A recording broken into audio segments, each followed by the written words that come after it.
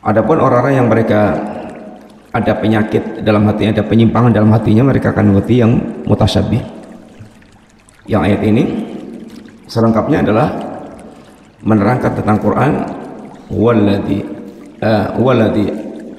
anzala alaikal kitaba minhu ayatun muhkamatun hunna ummul kitab wa ukharu mutasyabihat fa'amal ladzina fi qulubihim zayghun fayattabi'una ma tashabaha minhu ibtigha'al fitnah wa ibtigha'a ta'wili wa ma ya'lamu ta'wilahu illallah warrasikhuna fil ilmi yaqulun rabbana yaqulun amanna bi kullu min indi rabbina. Allah katakan, dialah Allah huwallazi anzala 'alaikal kitaba, Allah yang telah menurunkan kepada engkau ya Muhammad Alkitab, yaitu Al-Quranul Karim. Quran ini ada minhu ayatun muhkamatun, dalam Quran ada ayat yang muhkamat, ayat yang jelas, gamblang, tidak ada alternatif makna yang lainnya. Orang semuanya yaitu tahu persis tentang makna ayat tersebut. Wa ukharu mutasyabihat, dan yang lainnya adalah mutasyabihat, ayat yang samar. Mutasyabihat, kesamaran di dalam memahami ayat ini tidak semuanya satu tingkatan. Bagi seorang samar, bagi orang lain tidak samar, karena tergantung penguasaan ini ilmunya. Kemudian umul kitab, di ayat muhkam itu hunna umul kitab, ayat-ayat yang muhkam, ayat yang jelas, yang gamblang, maknanya itu enggak kemana-mana, ini adalah induknya kitab. Tempat mengembalikan semua permasalahan adalah kepada ayat yang muhkamat. Termasuk mengembalikan ayat mutasyabihat juga kepada ini yang muhkamat.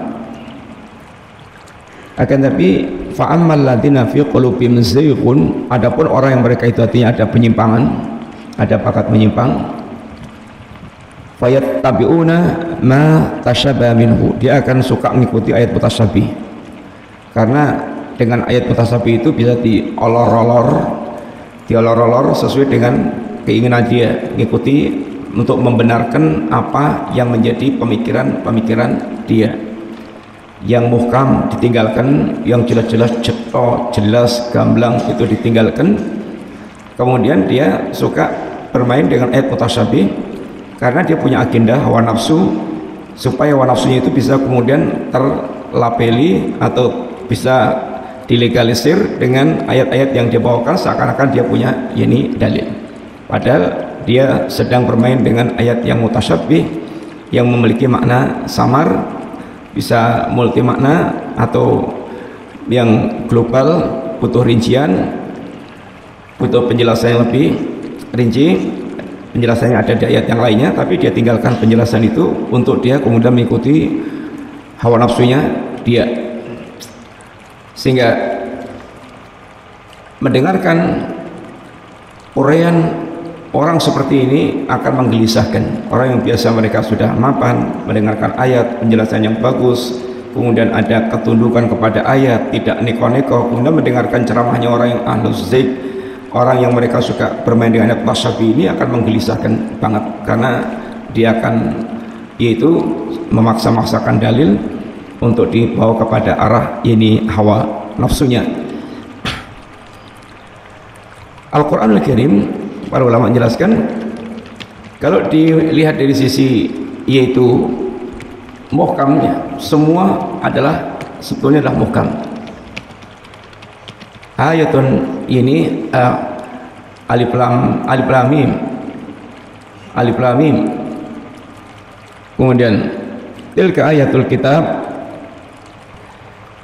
yang Allah katakan di dalam itu bahasanya Allah ini membuat semua ayat adalah ihkam, settle, jelas, rapi, Allah sun rapi, ini semuanya Allah jadikan ayat yang ini muhkam.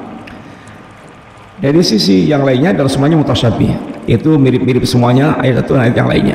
Tapi dari sisi makna ada ayat yang muhkamat, ini mana-mana yang memiliki makna yang jelas, yang tidak memiliki makna yang bercabang-cabang kemana-mana.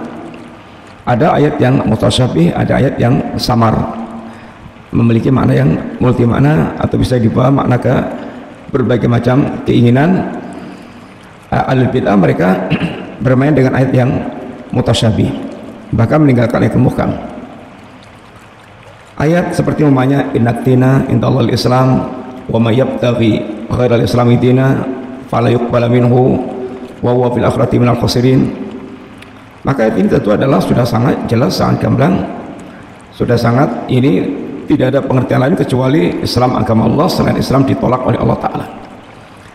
Tapi masih ada orang yang kemudian meninggalkan ayat ini, bermain dengan ayat yang bicara tentang Yahudi, Nasrani, kemudian orang mukmin.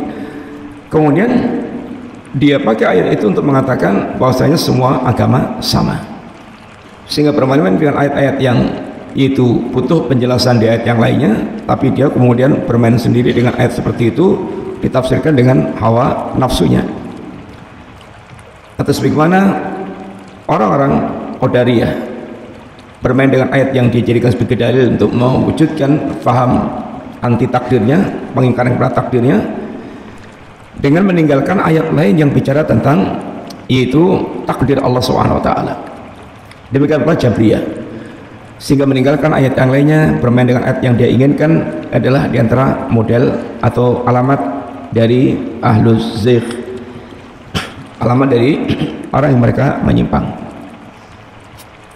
Yang ketiga, ittiba'ul hawa, mengikut kepada hawa nafsu mereka. Fa'amal ladzina fi qulubihim fa'amal ladzina fi qulubihim zayghun fayattabi'una ma tashabbaha minhu.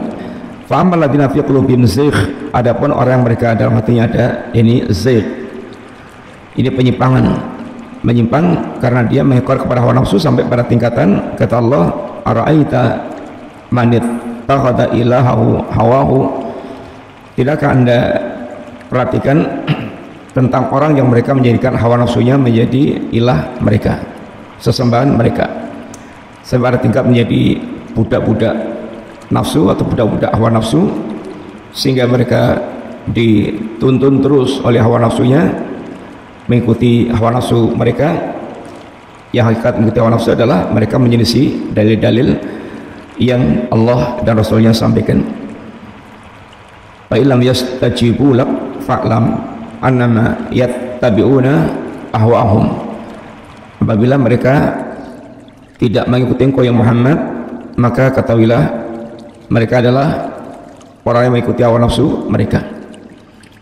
Ahlussunnah paling perhatian dengan nas, karena dia yakin seyakin-yakinnya nas-nas adalah kebenaran mutlak dari Allah Ta'ala, wahyu dari Allah Ta'ala, Quran maupun Sunnah.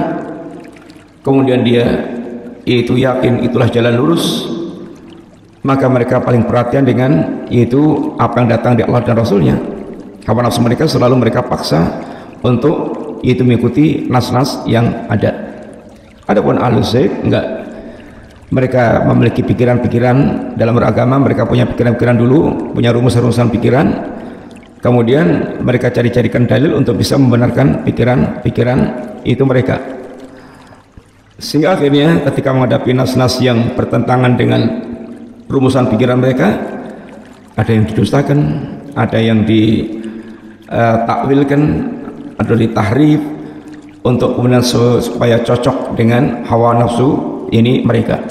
Maka cara berdalilnya ahlul bid'ah, kata Utsaimin, imma takdzib, itu imma mendustakan, atau wa imma tahrif, atau dia melakukan tahrif, ini penyimpangan-penyimpangan.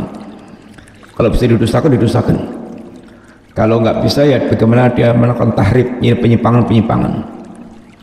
Mendustakan bisa terang-terangan, bisa ini dengan kaidah yang mereka buat.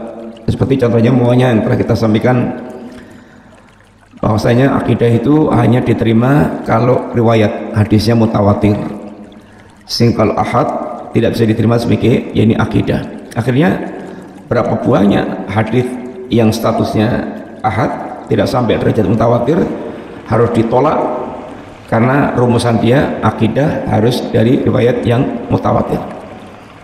Ini termasuk di antara cara menolak nas yang datang, atau melakukan tahrif, penyimpangan tahrif lafzi atau tafrid maknawi, sehingga mereka bisa mendapatkan apa yang cocok dengan hawa nafsunya. Maka dikatakan ibtigha al-fitnah wa ibtigha ta'wili.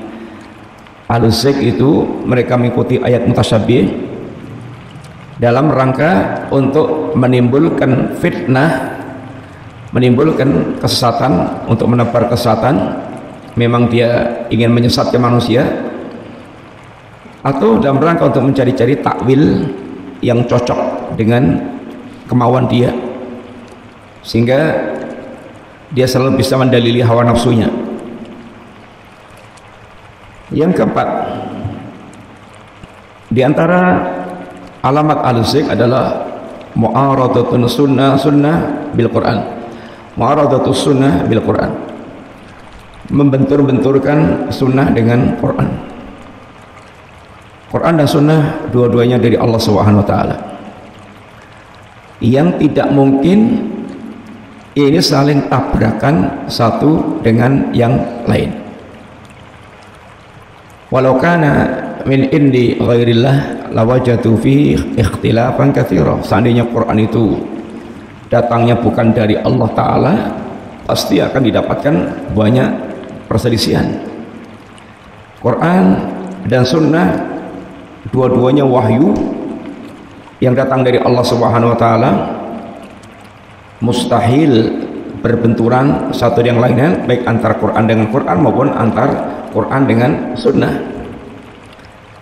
Seandainya mereka mendapatkan yakni ayat atau hadis yang seakan saling berbenturan, maka yang tidak beres itu ada beberapa kemungkinan. Yang dia bawakan adalah nasnya palsu atau maudhu. Yang kedua, akalnya yang tidak yakni beres, atau dia pemahamannya yang tidak yakni beres, sehingga dia nampak dalam matanya ada pertentangan antara nas baik Quran dengan Quran maupun Quran dengan hadis. Adapun orang-orang yang mereka betul-betul hatinya hanif, lurus, maka dia tidak pernah mempertentangkan Quran dengan Quran maupun Quran dengan hadis, karena semuanya datang dari Allah Subhanahu wa taala. Kullun min indi rabbina, semuanya datang dari Allah yang tidak mungkin saling bertentangan. Amanna bi, kami beriman kepadanya, dan mereka akan selalu yaitu mencari kecocokan antara keduanya. Maka Imam Syafi'i pernah menyampaikan, apabila ada orang mereka mempertentangkan Quran dengan sunnah, maka bawa ke sini, akan saya tunjukkan di mana tidak pertentangan antara ini keduanya itu. Al-bid'ah di antara alamatnya adalah jadi suka mempertentangkan nas-nas tersebut, yang kemudian digiring untuk dia membuat pemahaman sendiri dengan hawa nafsunya, dengan dia akhirnya mengingkari antar nas yang ada untuk kemudian mengambil yang cocok dengan itu hawa nafsu dia. Yang kelima, di antara alamat al-Zik atau alamat orang menyimpang adalah bughdhu ahlil athar, mencela atau membenci ahlul athar, membenci ahlul athar. Kebencian ahlul Zik atau ahlul bid'ah kepada ahlul hadith merupakan fenomena dari zaman awal dulu, karena kekatnya ahlul Zik adalah pengingkar hawa nafsu, maka anak turunnya semuanya akan memiliki gaya yang sama, kebencian mereka kepada yakni ahlul athar. Karena mereka beragama dengan hawa nafsu, sedangkan ahlul athar beragama dengan nas-nas, dengan dalil-dalil yang ada. Sehingga dari zaman dulu kala, bagaimana kebencian mereka kepada para ulama, a'immah ahlul hadis, para imam ahlul hadis yang senantiasa mengikuti nas-nas yang ada. Yang ahlul hawa, mereka tidak bisa leluasa dalam beragama mereka kalau mereka harus mengikuti nas-nas yang ada. Maka terkadang orang bicara berjam-jam tanpa ada satu dalil pun yang dia bawakan, karena bicaranya adalah dari pikiran dia, pemikiran dia, dari pemaparan dia, seakan-akan agama adalah produk dia sendiri, sehingga tanpa membawakan dalil yang harusnya dia bawakan dalil Quran atau sunnahnya. Dan ada orang yang terang-terangan mengungkapkan sesak dodonya itu ketika mendengarkan khatib yang isinya adalah nas Quran sunnah, Quran sunnah, Quran sunnah, dalil-dalil yang dibawakan itu sesak dodonya membeledos karena kebenciannya yang sangat besar kepada orang yang mereka beragama dengan nas-nas itu. Dia anggapnya orang seperti ini adalah orang yang otaknya jendel, dia nggak punya wawasan pemikiran, sehingga agama tekstual, agama hanya terpaku dengan teks-teks yang ada, sehingga kebenciannya sangat besar. Dan mereka dengan hawa nafsunya atau tidak ingin terikat ketat dengan nas-nas, karena akan bisa leluasa berenang di lautan hawa nafsu mereka, sehingga bisa kemana-mana ngelantur dia bicara tentang agama Allah Subhanahu wa ta'ala. Yang keenam, itlaqul alqab as-sayyi'ah ala ahli sunnah.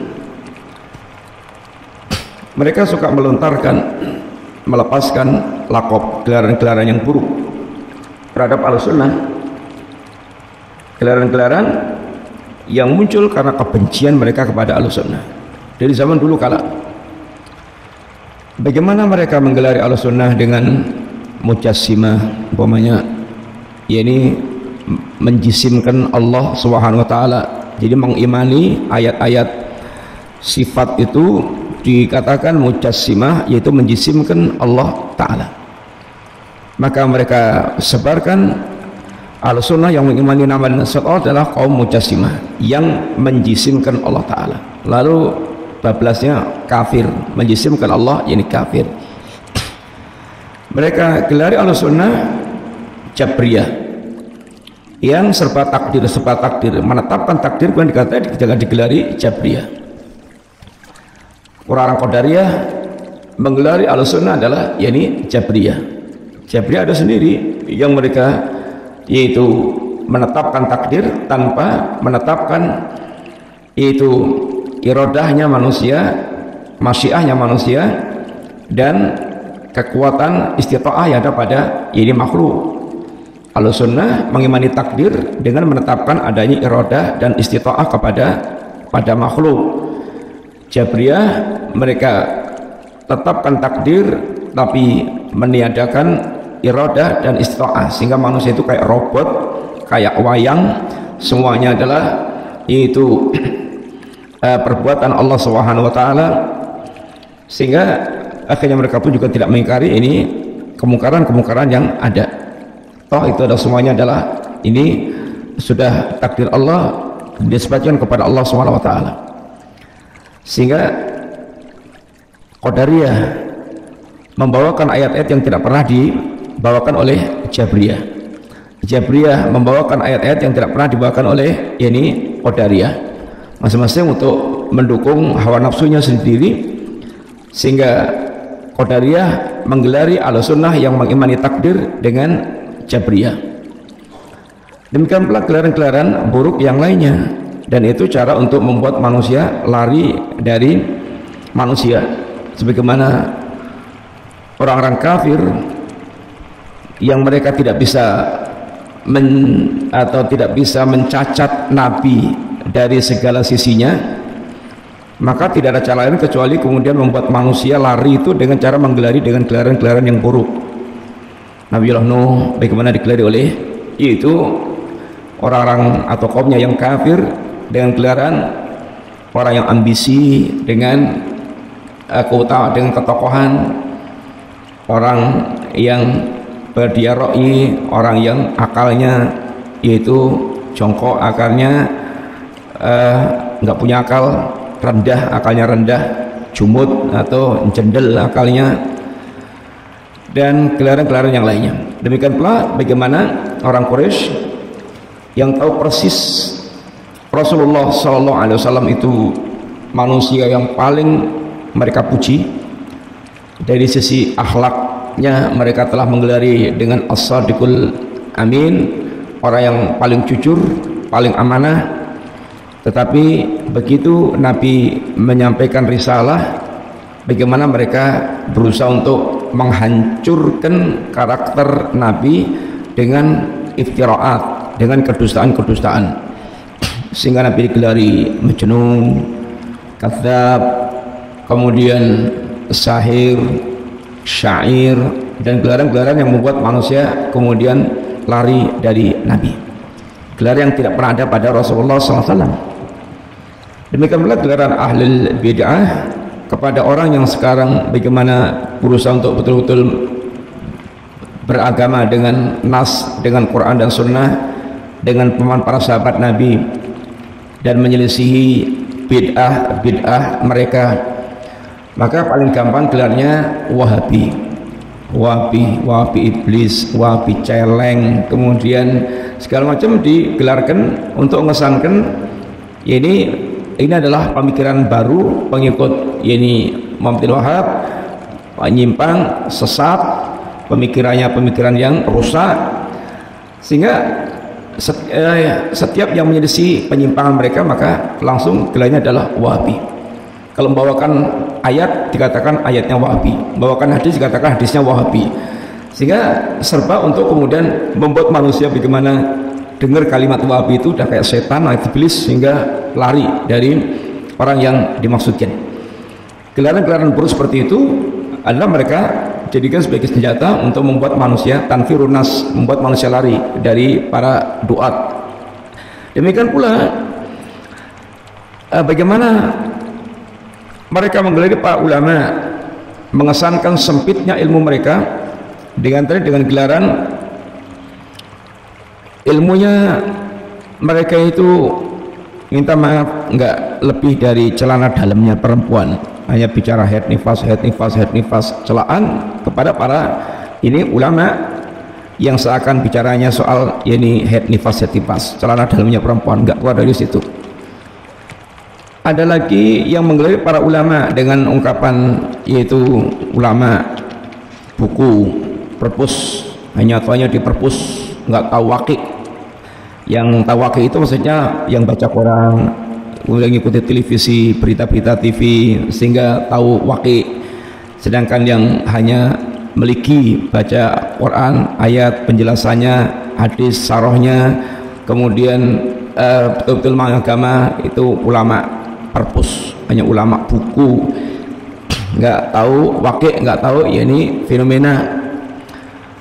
Atau juga bahkan menggelari para ulama yang memang bagaimana mengikuti wasiat-wasiat Nabi yang berkaitan dengan muamalah dengan hukam, umpamanya dengan pemerintah, ulama penjilat, ulama sultan, atau malah digelari herdernya, penguasa anjingnya, penguasa tukang gonggong, sehingga penguasa nggak dicatek tapi mereka merasa terus kritisi atau singkap kesesatannya, sehingga lakop-lakop yang banyak, yang macam-macam, yang buruk-buruk itu mereka sampaikan kepada ahlu sunnah dalam rangka untuk tanfirun nas, dalam rangka untuk membuat manusia lari. Kemudian juga diantaranya adalah tarkun tihali madhabis salaf, yaitu meninggalkan beragama cara modelnya salaf, jadi tidak mau Quran Sunnah dengan pemahaman salaf, itu enggak mau.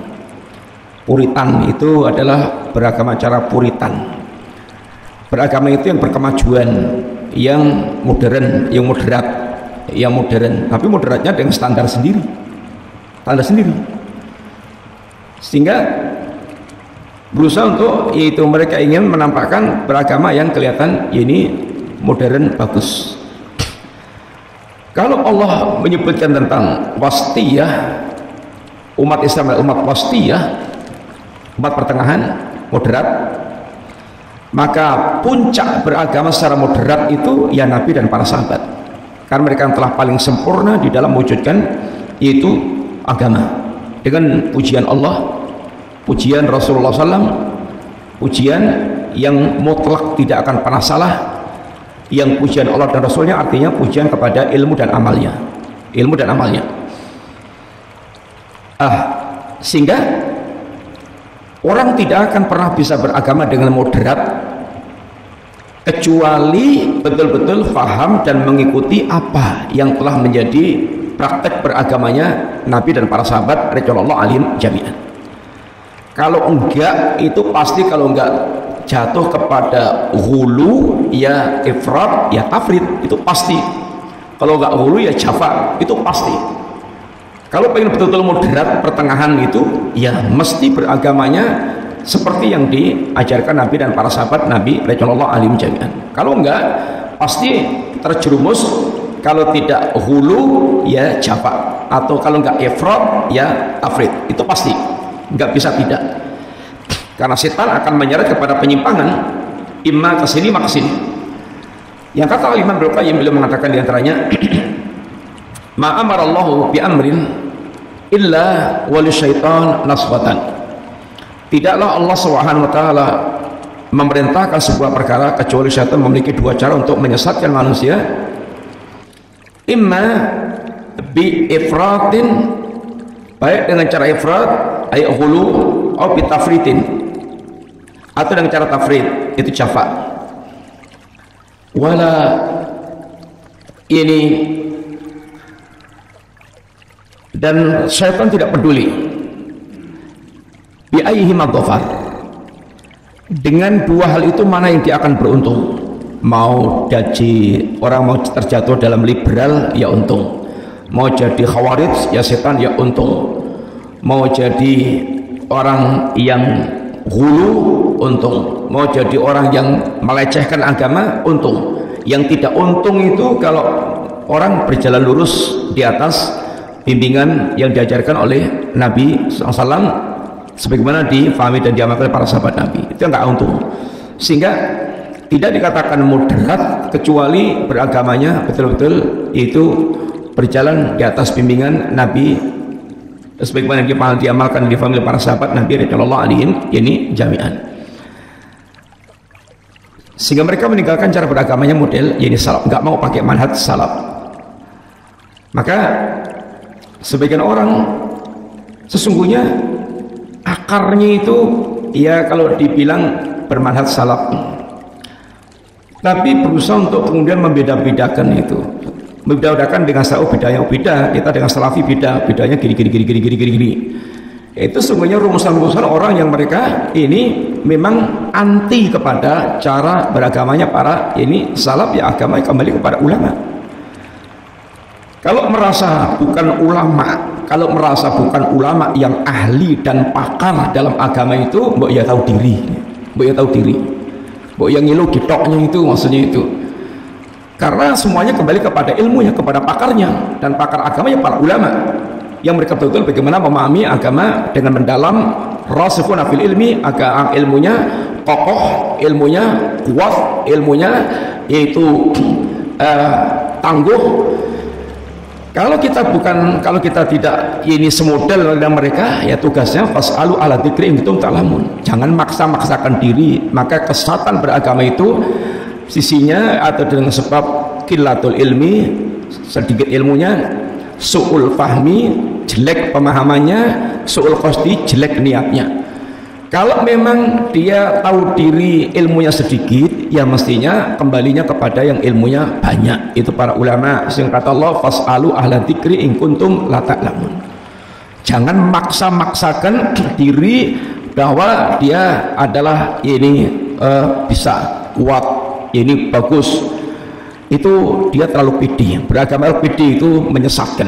Mesti kembali kepada ini ahlinya, semuanya kembali kepada ahlinya. Dokter aja ngerujuknya kepada mesti yang lebih pakar lagi. Tidak, yaitu maksakan diri bukan kemampuannya, kemudian dia maksa-maksakan diri. Ya sadar dirilah, kalau cepat ilmunya ya harusnya kembali kepada yang mereka lebih ahli, lebih pakar, tanya itu, bukan kemudian nekat, bukan dengan nekat sendiri. Ini akan menyesatkan. Sehingga tidak ada yang paling ilmiah dalam beragama kecuali dari para salaf yang mereka betul-betul beragama ilmiah, bagaimana agama mengajarkan pada kita, ini dengan dalil-dalil yang jelas, yang gamblang. Karena Nabi meninggalkan agama seperti siang malamnya kayak siangnya, gamblang, ini putih bersih, sehingga semuanya jelas. Tentu bagi yang memahami dan menguasainya. Yang ke 8, takfiru mukhalifihim bighairi dalil, mengkafirkan orang yang menyelisih mereka tanpa dalil. Al-Sunnah ketika bicara takfir sesungguhnya paling hati-hati, paling hati-hati. Memang kalau menerangkan perbuatan ini, status perbuatannya takfir mutlak dengan dalil-dalil yang ada, menjelaskan hakikat perbuatannya, Ahlussunnah sangat jelas, sangat gamblang. Tetapi ketika takfir ta'yin, maka paling hati-hati, sangat hati-hati, tidak sembarangan, karena ada kaidah-kaidah, ada dhawabit untuk mewujudkan takfir ini ta'yin. Terpenuhnya syurut, hilangnya mawani, terpenuhnya syarat, hilangnya semua penghalang-penghalang, dan itu sangat jelimet. Tapi ahlul bid'ah kalau mengkafirkan langsung kepuk gitu aja, sehingga dia sangat mudah mengkafirkan. Kayak orang yang selama ini mereka itu mengaku sok paling toleran, prakteknya paling intoleran. Mereka mengatakan yaitu kelompok lain gampang mengkafirkan, mereka sendiri das-des dalam mengkafirkan orang. Bahkan nggak tanggung-tanggung, di luar kelompok kita ahli neraka, tidak akan masuk surga kecuali kelompok kita, ya takfir. Itu adalah kalau dipraktikkan, itu kalau diperjelas itu takfir, karena tidak masuk neraka kecuali orang, ya ini kekal neraka kecuali orang kafir, dia sendiri masuk surga. Ini adalah sembarangan, pokoknya asal menyelisih dia, kemudian dia gampang ini kafirkan. Dan itu adalah sangat banyak terjadi di kalangan ahlul bidah. Ahlussunnah paling hati-hati di dalam masalah takfir. Bicara dalil dengan jelas, iya, karena agama adalah ini sejelas siangnya, malamnya seperti siangnya, putih bersih, liyah man halaka an bayyinatin wa yahya man hayya an bayyinatin, agar yang binasa ini binasa di atas hujah, bayinah, keterangan yang jelas, agar mereka hidup di atas keterangan yang jelas. Yang yang ke-9 yaitu al-ijmalu fi mawadhi'i tahtaju ila tafsil wa bayan wal qiyas ala ma la yasihul qiyas alaih. Suka bermain global yang membutuhkan tafsil, bawahnya zikir, bawahnya mengadakan zikir dengan segala kreasinya, sampai zikir-zikir yang sudah nggak genah rasanya itu, pakainya dalil-dalil global. Buat zikir jama'i, kelompok-kelompok zikir pakainya dalil-dalil zikir global, kemudian tidak mau tahu rincian tentang bagaimana sifat berzikir yang diajarkan oleh Nabi dan para sahabat Nabi, sehingga ngambil yang global-global. Karena kalau ngambil yang global-global itu bisa leluasa main dengan hawa nafsunya, kemudian seakan-akan dia bisa mendatangkan dalil, punya dalil dulu, dalil saya ini. Ada kan acara-acara bid'ah juga dalilnya bawahnya ini qul bi fadlillahi wa bi rahmatihi fa bidzalika falyafrahu, katakanlah dengan kurnia dan rahmat Allah maka silahkan bergembira. Kelahiran Nabi itu kan rahmat toh, itu kan nikmat toh itu, maka wujud kegembiraan kita, maka kita mengadakan perayaan-perayaan, sehingga itu merupakan bentuk kegembiraan kita dengan rahmat Allah Ta'ala. Gaduk-gaduk kan ya diolor-olor sesuai dengan kemauannya begitu. Kayak Nabi dan para sahabat dan para ulama itu ini tidak memiliki pemahaman tentang ayat tersebut, sehingga hanya asal gadukkan gitu aja, asal kemudian dapat dia jadikan sebagai dalil. Bermain global-global sehingga dia bisa leluasa di dalam membuat bid'ah-bid'ah. Jihad mamanya juga, ayat jihad, keutamaan jihad segala macam, iya betul ayatnya seperti itu, tapi tafsilnya bagaimana jihad yang syar'i. Bapak ada jihad yang syar'i, ada jihad yang bid'i, ada jihad yang sunnah, ada jihad yang bid'ah, sehingga hanya pakai ayat global gitu untuk mendalili perbuatan ini mereka, sehingga meninggalkan yang tafsil, meninggalkan rincian-rinciannya, atau pakai kias yang rusak, bukan kias yang sahih. Kias yang rusak, ada kias yang sahih, ada kias yang ini rusak. kias yang rusak seperti kiasnya iblis yang merasa dia lebih baik dibandingkan dengan Adam karena dia diciptakan dari tanah, iblis dari dia diciptakan dari api, Adam dari tanah. Itu adalah kias logika yang rusak, sebagaimana ditiru oleh orang liberal yang niru logikanya iblis, logika untuk menolak syariat, logika untuk menolak syariat, kias yang batil. Kata Imam Ahmad, yang bagil mutakallim fil fiqhi ayatajannaba hadainal aslaini al-mujmal wal qiyas. Selayaknya, seharusnya bagi orang berbicara tentang fikih, maka dia menjauhi dua pokok perkara ini yang menjadi poros kesesatannya. Apa itu? Mujmal dan qiyas. Menjauhi bicara global dan qiyas. Kata beliau juga, aktsaru ma yukhti'un nas min jihati ta'wil wal qiyas. Kebanyakan kesalahan manusia itu datang dari sisi takwil dan sisi kias. Takwil yang batil, tahrif sesungguhnya, dan kias yang batil. Kata beliau, Syekh Abdul Salam, ma dzakarahu al-Imam Ahmad rahimahullah taala min at-tahdhir min hadainil aslaini fil fiqhi dalilun ala annahu fi babil aqidah yakunu ini tajannubu dzalik aula wa ahra. Kata beliau, apa yang disebutkan Imam Ahmad mentahdir atau memperingatkan dari dua poros kesesatan, yaitu mujmal dan qiyas, itu dalam perkara fikih untuk menjauhi bicara mujmal dan qiyas.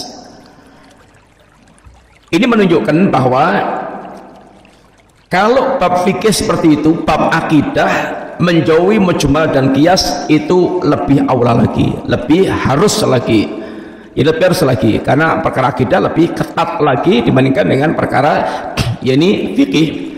Perkara akidah lebih lagi membutuhkan lagi dalil yang lebih ketat dibandingkan dengan fikih. Artinya lebih leluasa fikih dibandingkan dengan akidah. Kalau fikih saja beliau menyarankan, mengingatkan jangan bermain mujmal dan qiyas, apalagi dalam perkara akidah mesti lebih lagi hendaknya diperhatikan. Ini ikhwan yang kita sampaikan, mudah-mudahan manfaat. Pertanyaan pertama. Assalamualaikum warahmatullahi wabarakatuh. Sampai jumpa kembali di World Islam Channel.